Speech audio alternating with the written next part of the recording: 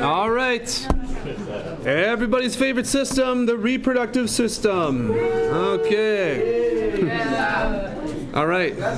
So now that we've done attendance, and you've all got to shout out your favorite part of the reproductive system. Yeah, it was favorite part. Did you guys not realize that, some of you? I'm just kidding. I'm just kidding. It was not your favorite. That's inappropriate. It's totally inappropriate. Okay. What is it and what does it do? All right, let's see. Your notes in front of you. The reproductive system is everything that is involved in allowing humans to create a new human life. Nice. Reproductive. If you think about the word reproduce, that means to make a copy of. So this shouldn't be too hard to understand what this system does, right? Humans reproduce sexually using internal fertilization. This is not the only method of reproduction in the universe, but this is how you describe human reproduction. It involves gametes, sperm, and eggs. I don't know how you say this word, oocytes. It looks like it's misspelled. I don't know. I'm not a biology major. Which then fuse to form a diploid cell. So a lot of this is the same from Science 9, right? You guys, Science 9 last year? Mom provides half the DNA, Dad provides the other half of the DNA. And the gametes are, the only type of cells in your body that just have kind of half of the DNA to contribute, especially for this purpose, which is pretty cool. All right, the ability to reproduce occurs at puberty. Puberty. You guys all know about puberty, don't you? No. When hormones produced by the hypothalamus, GnRH, stimulate the anterior pituitary to produce LH, or luteinizing hormone, and FSH, follicle stimulating hormone. So it's a hormone that follicles are like hair. So, at puberty, you grow hair in your genital areas and your underarms and different places. So they're hormones that activate this. LH and FSH stimulate the gonads to produce either estrogen by the ovaries, so in females, estrogen, and testosterone by the testes. So these are the two main sort of sexually related hormones that are produced in humans, differentiated by male and female, which results in development of sperm and eggs. And also, sorry about the cut off a little bit there, also secondary sexual characteristics. So puberty is the time where your body gets prepared and it develops the final stages of the ability to reproduce. So when you're a little kid, you do not have these hormones flowing through your body. There's other structures that are being developed. And then when you hit puberty, all these other hormones kind of flow through your body, different for boys and girls. And your body basically gets prepared for the ability to reproduce. Feel free to raise your hand if you have questions. Anyways, trying to make them too personal. All right, secondary characteristics. Male, this is not comprehensive. That means this is not everything that could be manifest or that could actually be a characteristic that's visual, but body hair, facial hair, a deepening of the voice. So a lot of boys go through puberty and kind of go from that little kid voice to the man voice. It's an awkward transition, let me tell you. Some of you have maybe experienced that, but that's what happens. Girls, you guys are lucky. You guys kind of get to keep the same voice your whole life. Us guys have to go through this major change of the voice. But broadening of the shoulders and chest, body odor and sweat increases, and the growth of the penis increases as well. So the secondary characteristics for the male. Okay, any questions? Oh, this is going to be fun. No questions? Okay.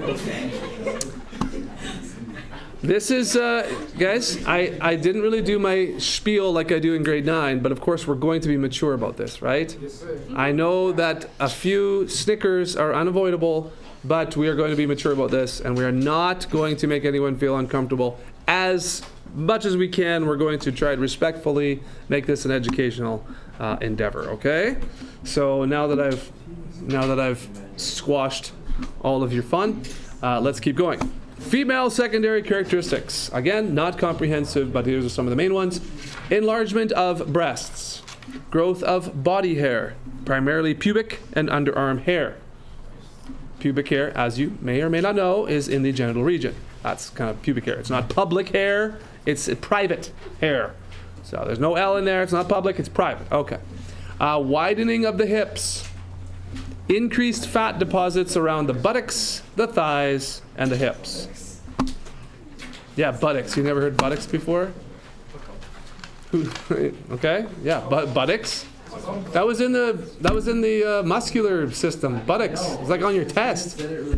I said it weird? Did I? Buttocks. Buttocks. Do you want me to say that? Buttocks. All right. Increased fat in your buttocks. Okay. All right. That's better. That's better. Okay. Good. Is this unit over yet? Okay. The male reproductive system. Okay. Let's see how many of these you guys got in the attendance question. Testes. Epididymis. Why did you say my boy after testes? Oh, because he mentioned it. Okay, good. That was really weird. Testes. Yep, my boy. Right here. Like, this is a nickname I don't know about. I think it's inappropriate. Okay. The vas deferens. There we go. That sounds very, very sophisticated. Yes. Just maybe don't say that at church, even though it sounds really, really sophisticated. How are you doing? What did you learn about today? I learned about the vas deferens this week at school. Don't do that. The seminal vesicles. Oh, these are so fun. The prostate gland. The bulbourethral glands. Bulbourethral. The urethra. And the penis. All right. Yeah? Question. You have a question? No? Your face is very, very red. I am seeing some very red, flushed faces right now as I scan the room. Sorry, can you repeat the last blank? Can I repeat which one? The last blank, I think. The last blank? The last blank is penis!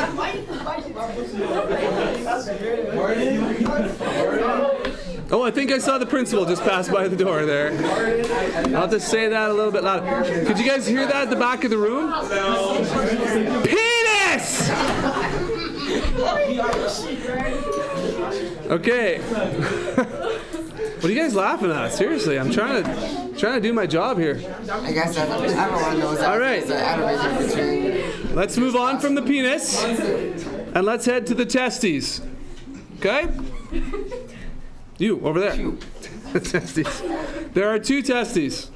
Okay, normally. Things happen.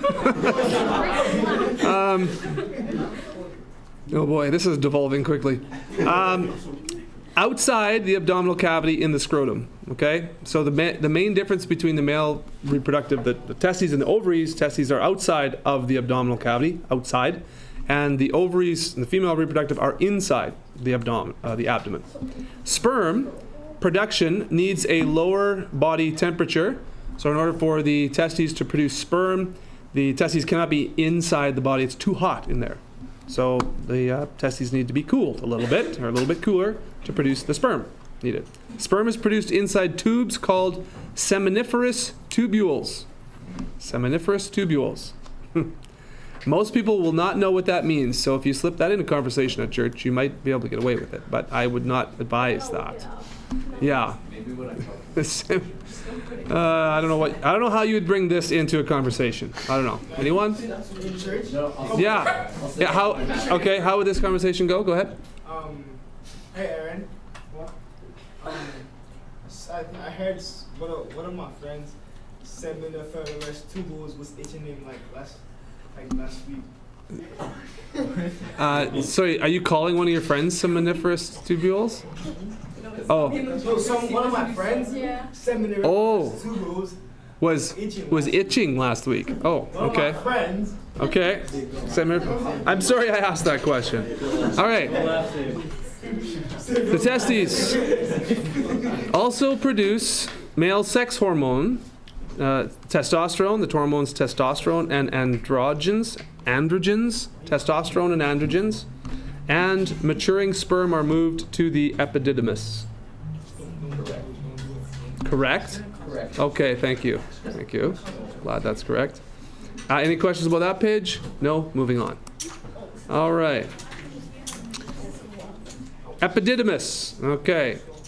The area where the sperm mature, they are coiled tubes. Then they are moved to the ductus vas deferens. So 2 epididymis from each testy, I guess. The sperm is moved there and then to the vas deferens. 2 vas deferens, the sperm is stored here. The part close to the epididymis, we'll get to a diagram here shortly, leads to the urethra. As you remember, that's the same as the tube, the urinary system. That tube is the same tube that delivers the sperm in the male. Long tube from the epididymis to the urethra. So this is what the vas deferens is. Okay, that's where the sperm is stored. Is that a hand up question or? Hand up. Yeah. So like, Okay, keep going. You're asking for a friend, I realize. no, like, okay. So like, does the sperm like bang? Like, does he ever get too full? Like, Does it ever get too full? yeah. I don't think so. You said the story that the vas deferens. Yeah. Yeah, does he? Well, it's not going to get like too full and explode or anything. So, Yeah, no. Yeah, no, your body can regulate this production. It's okay. Yeah. Good question. That's a good question. No. Moving on. All right. Okay, there are 2 seminal vesicles. These are 2 small glands. The seminal vesicles, they joins the vas deferens at the base of the bladder. And again, I apologize, there will be a diagram here. This is a little tough to envision probably. Joins the vas deferens at the base of the bladder. It makes about 60% of the seminal fluid.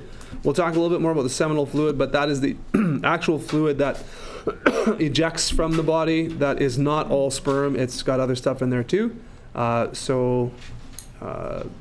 Yeah, about 60% of the seminal fluid comes from the seminal vesicles.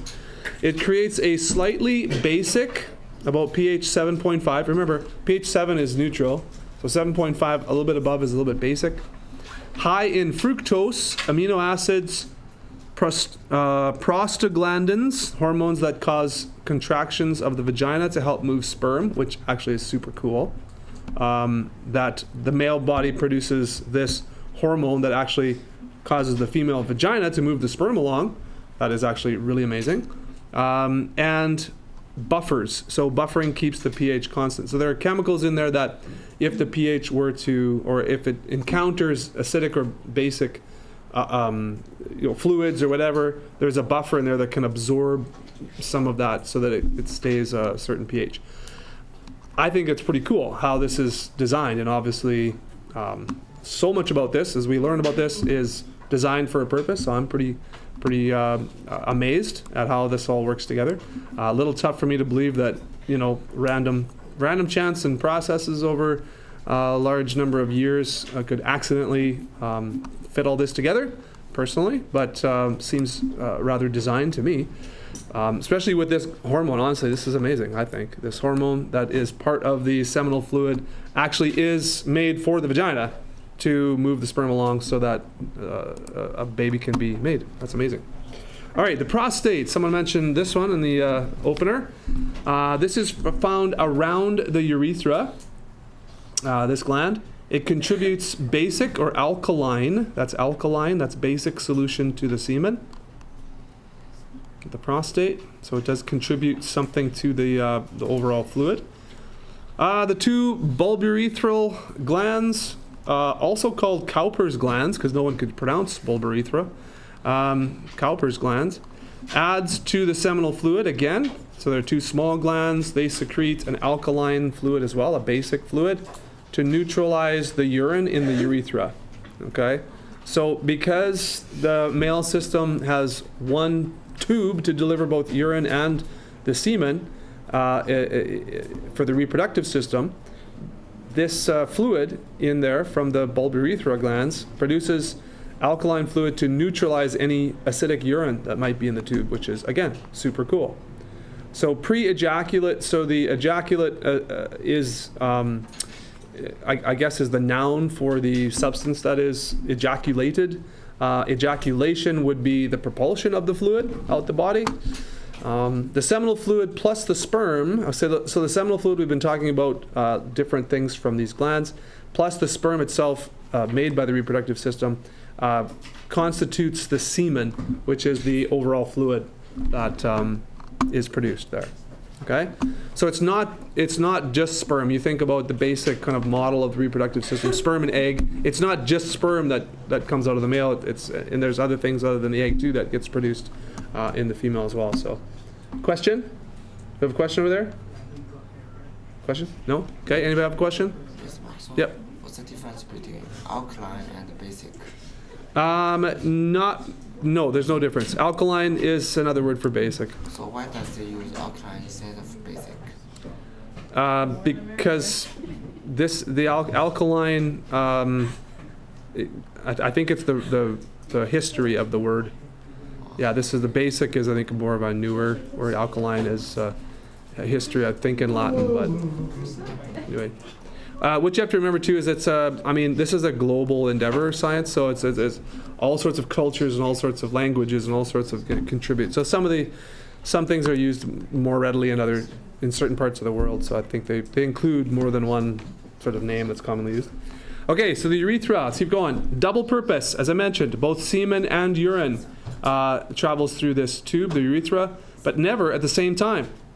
Semen is expelled out of the urethra by rhythmic muscular contractions. That's what ejaculation is.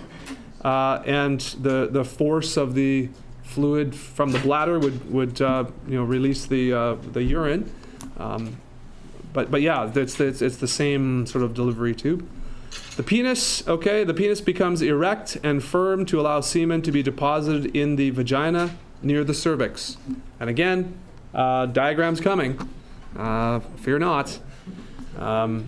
But yeah, so in order to deliver the magical fluid here, the penis has to become erect. Okay. All right. There's a lot of red faces here. This is comical, actually. Wow. The reddest over there. Okay. No names, though. No names. Okay. Next slide. The sperm is specially designed for its role. Okay, so a haploid nucleus. So again, I think we'll talk a little bit more about this coming up soon, but the haploid, your cells have, I gotta get this right here now. So the haploid is the specifically the sexual reproductive offering that each of the mother and the father, the male and the female, would provide to make the whole cell, the whole DNA sort of structure. So the haploid has information from the father, but provides only half of what is needed for a functioning cell, if that makes sense. So it's not a fully functioning cell, it's a functioning cell, but it literally provides half. So this is a normal cell, and a haploid cell is kind of like, okay, here's half. We need the other half to join to make a person, or to start this process here now, the zygote. So it's a haploid cell. It's specific. But again, we'll probably talk a little bit more about this later. An acrosome contains enzymes that digest the barriers surrounding the egg. Okay, that's pretty cool. The egg is fairly impenetrable, but it's the sperm that causes the breakdown of this outer barrier. Mitochondria for energy production. Boys, get copying here. Some big words, you got them now. Mitochondria for energy production, and a tail for swimming or for propulsion. So the sperm actually has to move on its own to find the egg, to get to where the egg is in the female. So yeah, there's a tail for propulsion. Now, I think I'll show you guys a video. If I taught you in grade 9, did I teach some of you in grade 9 this? Yeah. Yes, half of you I taught in grade 9. Like science? Yeah, I taught grade 9 science to half of you. No. Really? Yeah, I had the other half. I'm not sure who had the other half then. Who was it? Sourstead. We had Mr. Sourstead. What? I didn't know that. I thought everyone had source stuff. Yeah. No, I did grade 9 science with the other half. And math. Yeah, and math, yeah. No, but there was an amazing video that I came across in Science 9, so I think I showed it to my half there, but I'll show it again because it's so good. It's a really good animated sort of 3D of the inner workings of the sperm and the egg, and sort of like the intricacies of how things work together, some of the hormones, what breaks down, what splits in half, what doubles up. It's amazing. So I'll make sure we'll watch that, and I'll make sure to tag that because it's just a wonder to watch it all transpire. And you know what? There's so many, boys, you need to pay attention. There's so many complicated and wonderful things that happen in this process that is just awe-inspiring. It really is. Okay. The female reproductive system, composed of ovaries, fimbria, someone mentioned that as well, oviducts, that is the uterine tubes, the uterus, cervix, vagina, clitoris, or clitoris, not sure exactly how that's pronounced, but the labia. Secondary sexual characteristics are not directly involved in the reproductive system, so they're not really looked at here. There should be a little bit of a break there between labia and secondary. All right, let's talk about the ovaries. The two ovaries, they produce the eggs from follicles, produce estrogen from follicles, produce progesterone from the corpus luteum, and again, diagrams forthcoming. We'll just get these notes in here so you can connect the notes with the diagrams a little bit later. So eggs, estrogen, progesterone.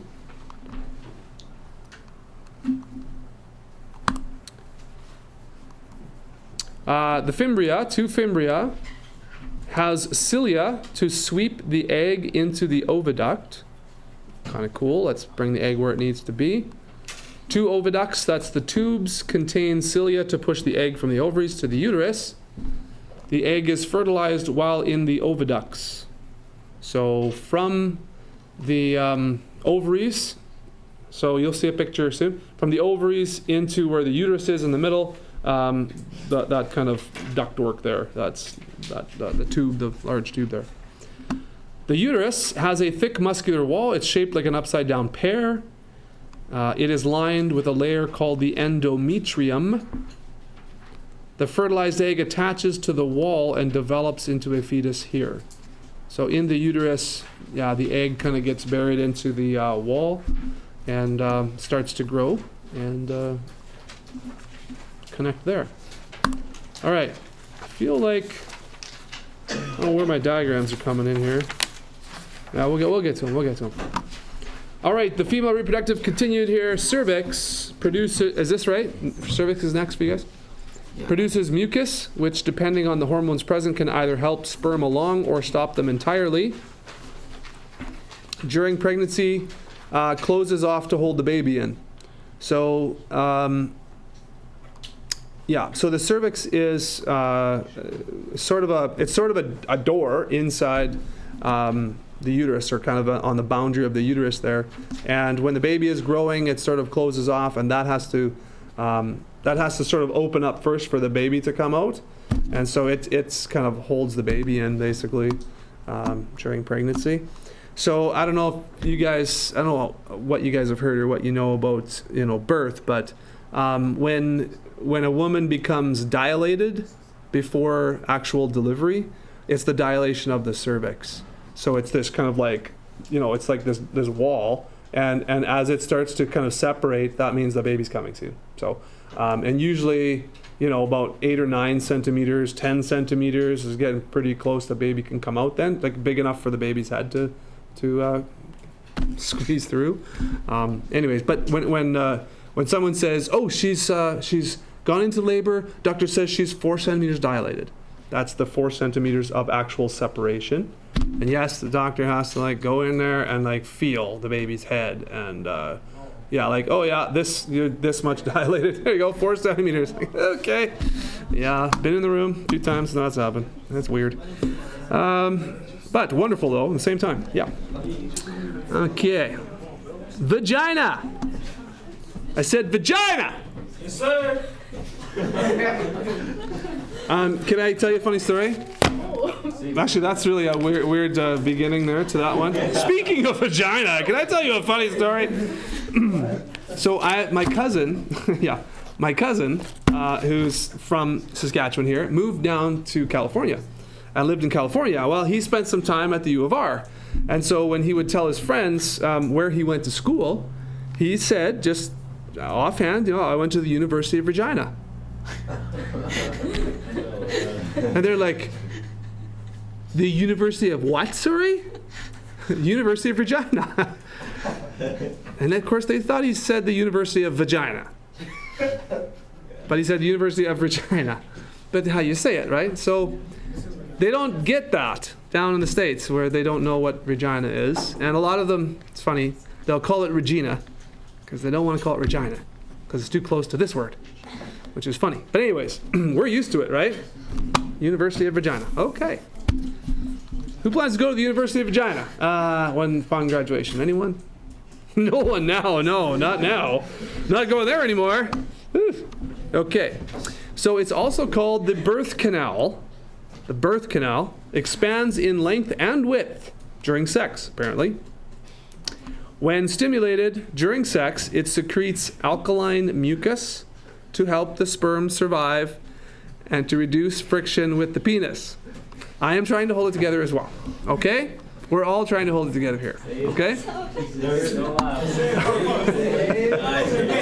Okay. Are we going to be okay over here? We're going to be okay? Because I'm wondering. Okay. Okay. Just keep breathing, please. Just keep breathing and make sure, just try and stay calm. Okay. The concentration of nerve endings are shallow. Concentration of nerve endings are very shallow. All right. Now you've been to school at the University of Regina. Now you know. The clitoris, or the clitoris, sexually sensitive organ located above the vaginal opening. Contains erectile tissue and becomes enlarged when stimulated. Stimulation can lead help. That seems odd. Stimulation can help with female orgasm.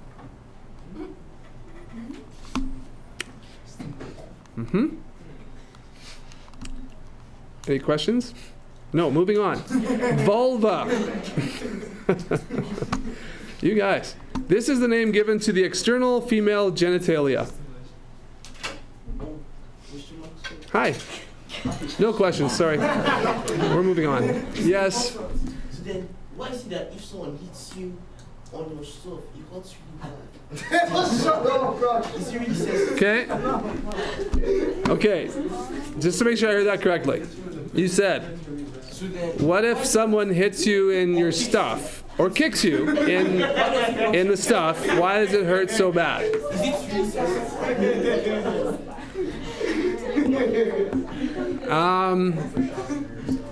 I don't know exactly all the reactions that happen down there, to be honest with you. But yeah, let's just say that the testicles are sensitive, and they're not real tough. Okay, so there's, just think about this though. Think about this. It's a bit of a gift because, and again, I'm going to be vulnerable here, right, to you guys, and to be honest with you. This part of the male anatomy needs to be protected. So when there's a lot of pain involved with any kind of, contact, then I guess that's a constant reminder that this is a pretty important thing to our survival and to take good care. Okay?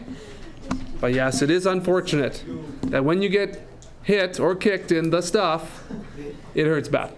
It's true. It's true. It's part of life. All right. Can we talk about the menstrual cycle now? Is that okay? Ashley, just wait. Okay, this is what you were looking for. Here's the diagram. Oh no, nah, man. It is a bit disturbing, but it's very important. Okay, so here's the prostate gland right here. Remember they said it's around the urethra, kind of at the base of the bladder. This is the bladder right here. So here's the testes, epididymis. The vas deferens is this tube, this long tube here. Okay, there is a pubic bone right there, pubic bone. Again, probably a good idea to have a little protection around this sensitive area in case, someone hits you in the stuff or kicks you in the stuff. You don't want to just destroy everything inside here, so that's great that there's a bone there. That's awesome. Yeah, the urethra, here's the tube. So the vas deferens connects here. Now, remember with the seminal vesicle right about here, with the prostate, the bulbourethral gland, all of these contribute fluid to the semen that it ultimately gets ejected. That's pretty cool. There's a lot of different things that go into that fluid that monitors pH, that stimulates important contractions in the vagina to help the sperm get to its destination, all this sort of stuff. Really cool. Okay, next. Let's see. Oh, there's the little sperm down there. Actually, that's a huge one. So this is the sperm right here. There's the tail. There's the tail. There is a middle piece. This is the mitochondrion. Shh. Guys, hey, I'm talking. Listen. Okay. There's a mitochondrion here. Remember, that's for energy production. The nucleus. Okay, and the head of the sperm and so on. So this is the tail that whips back and forth, that propulses the like a motorboat. Yes, exactly. Question? Yeah. Oh. Can you use the restroom? I guess so. Female reproductive system. So here is a cross section of the female reproductive system as well. Yeah, labia, clitoris, there's a pubic bone as well. Bladder here. The ovary, this is kind of a tough one to see with this cross section like this, but the ovary is over here. The fallopian tube comes from the ovary, and the uterus would be this here. Obviously, there's no baby inside here, but you can see how baby grows in here. This uterus expands and boom, out the belly there. It kind of fills up the cavity. The cervix, so this is at the base of the uterus here. This is that sort of door, the skin door there that holds things, that holds the baby in and stuff.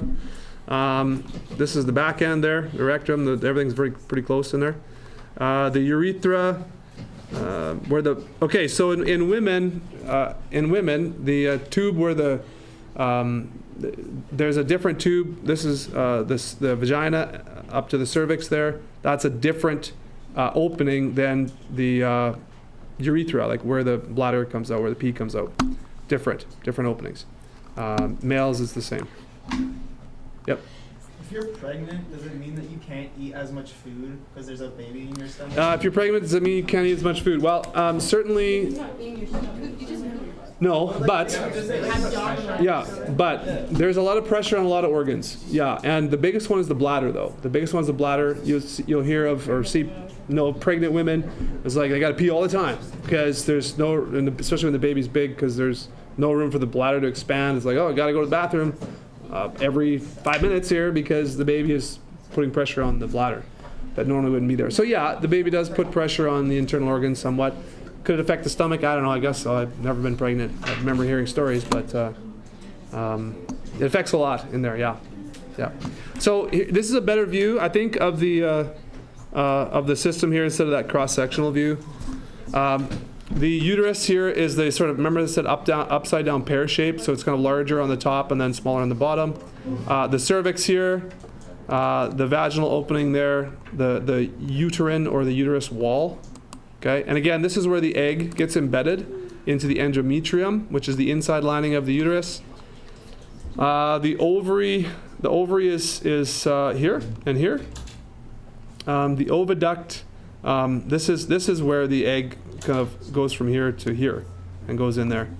Oh goodness, what's the there's a disorder, what is it called? The pregnancy, when the baby doesn't actually get all the way to the uterus and embed in here, but the baby starts developing in the fallopian tube. I can't remember the name for it right now. It's a ectopic pregnancy, I think it's called. And that happens too. So the egg is supposed to come all the way down, travel all the way down into the uterus to embed. And then, again, we're going to talk about the menstrual cycle and where that went. I guess we're just leading up to that. But you'll see that if there is no fertilized egg, then your body says, okay, we need to kind of flush everything out. We need to get rid of all this stuff to start again to get ready for the egg the next month. Okay? So that's why there's a menstrual cycle. And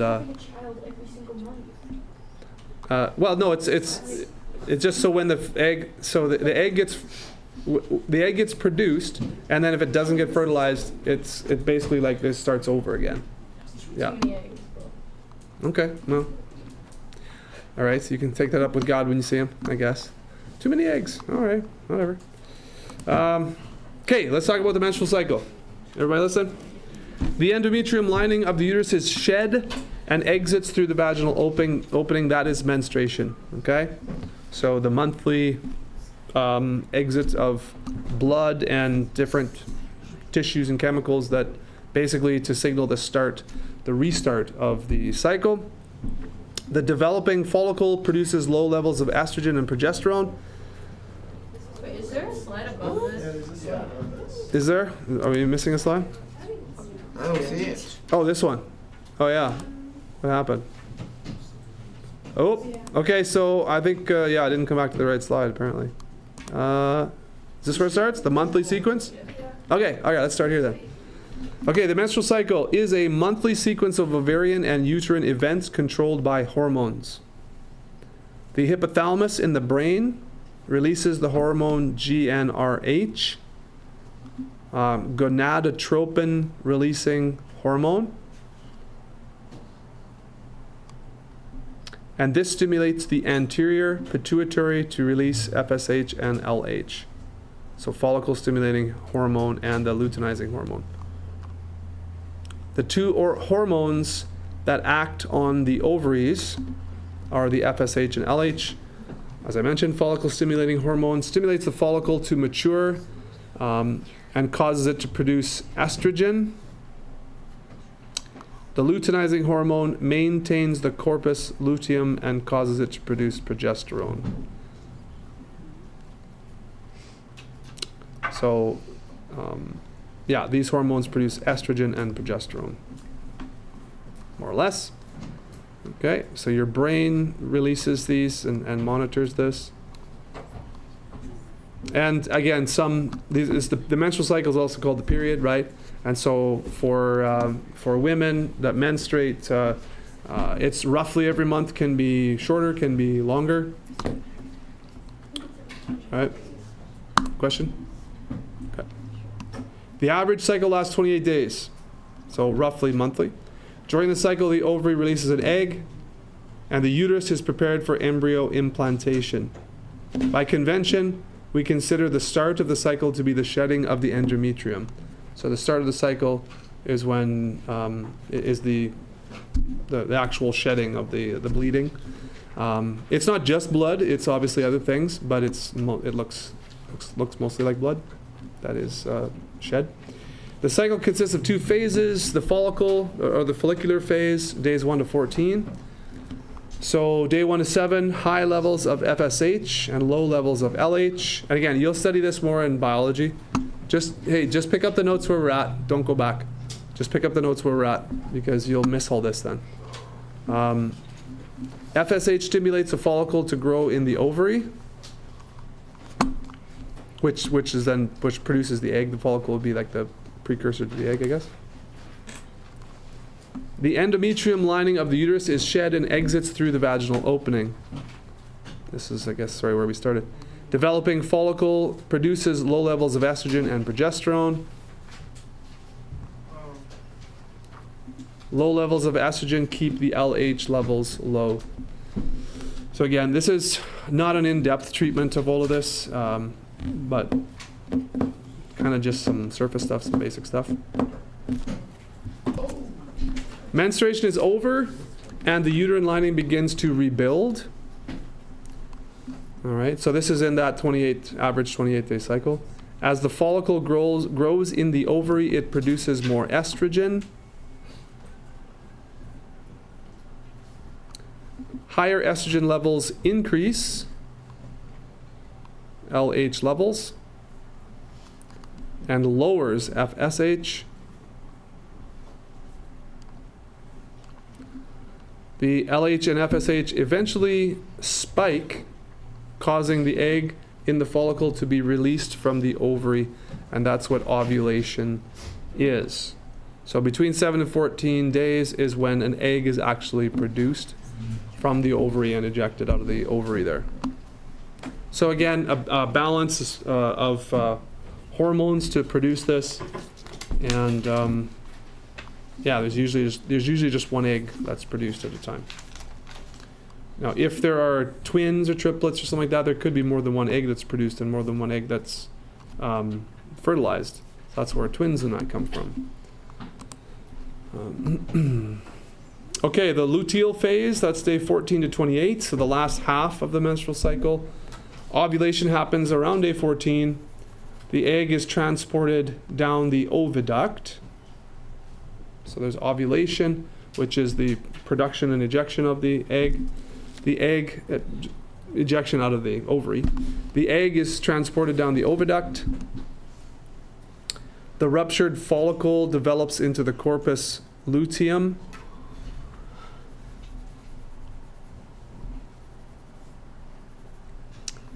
LH, FSH, and estrogen levels all drop during this time. The corpus luteum starts producing progesterone in large amounts and small amounts of estrogen.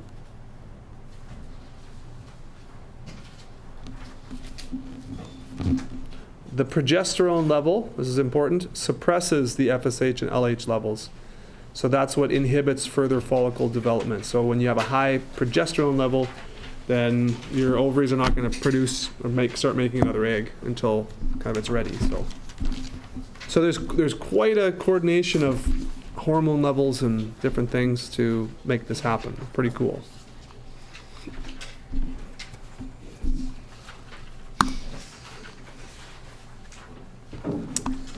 All right, so is this the next stage here? Right? Yes. I'm not missing anything? Rise in progesterone levels converts the thickening uterine lining to an actively secreting tissue. So the progesterone levels converts the uterine lining to a secreting tissue. So secreting means kind of like produces fluid with a well-developed blood supply.